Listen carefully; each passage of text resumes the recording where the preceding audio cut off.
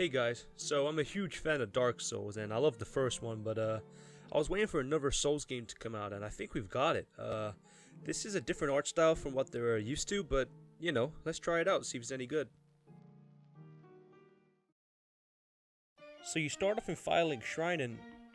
is that Einstein and Smo? Alright, enough of that. So yeah, Cuphead. This game caught my eye a while ago, with myself being a huge fan of cartoons from the 1930s like Bosco, Steamboat Willie, and even later cartoons like Tom and Jerry. This was a game I knew I'd enjoy. My only problem was if the game wasn't in that style, would it just be another 2D platformer? Well, it's safe to say, it's not. This game was actually better than I originally thought, and we're gonna go into why that is now. First off, of course, is the style of the game. As I said, I love the style, and a lot of you probably do too. It actually reminds me of Bendy and the Ink Machine, which came out earlier this year, but enough of that. Where the game really shines though, other than the style of course, is the gameplay. The tutorial shows you everything you need to know. You have the duck, shoot, jump, dash, you know, the basic stuff. But then they added in a lock mode, where you can shoot stationary, but you can shoot in any angle, which is pretty similar to Metroid Samus Returns for the 3DS. There's also a parry mechanic where you jump and you can press the jump button again, and this can deflect attacks or enemies. This will also get your meter up to use special attacks, and it will change depending on what upgrades you've got, or if you're on foot or in a plane. Oh no. You can also use the parry attack to revive your friends. Yay.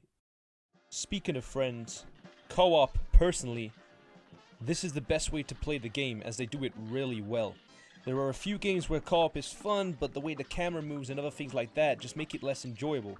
Donkey Kong Country Tropical Freeze is a good example of this.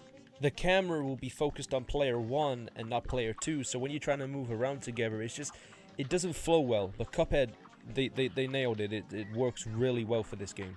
And staying with the style of the art, we got the music. And goddamn, I don't know what it is, but I love this music. I mean, check this out. Mr. King Dice, my boy over here, is just straight slaying.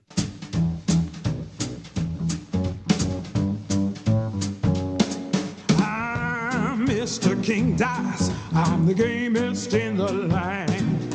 I never play nice. I'm the devil's right-hand man. You pass, cause you ain't done everything. Bring me those contracts, come on, bring them to the king. And seriously, this sounds like something you hear right out of Bosco or Tom and Jerry. It's awesome.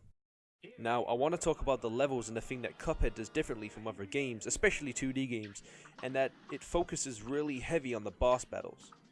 There are these run and gun levels that you get, and they're pretty creative later on, but at the beginning, you know, they're pretty standard. But those are mostly used to get coins and just, you know, just to have a little break from the bosses. You use these coins to go to shops and upgrade, and obviously you get all these different guns spread and boomerangs and all this crazy stuff. With all that aside, the bosses in the game are great. They're really fun, they're challenging, and I never got bored. I've been playing my brother through the game, so we both didn't get bored at all. Even if we died over and over and over.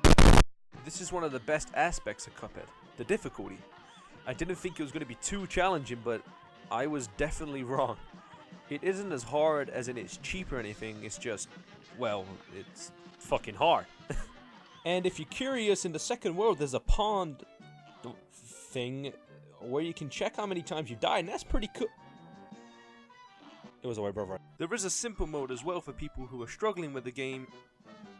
Well, I don't know what it does. Oh, you thought I was gonna try it out.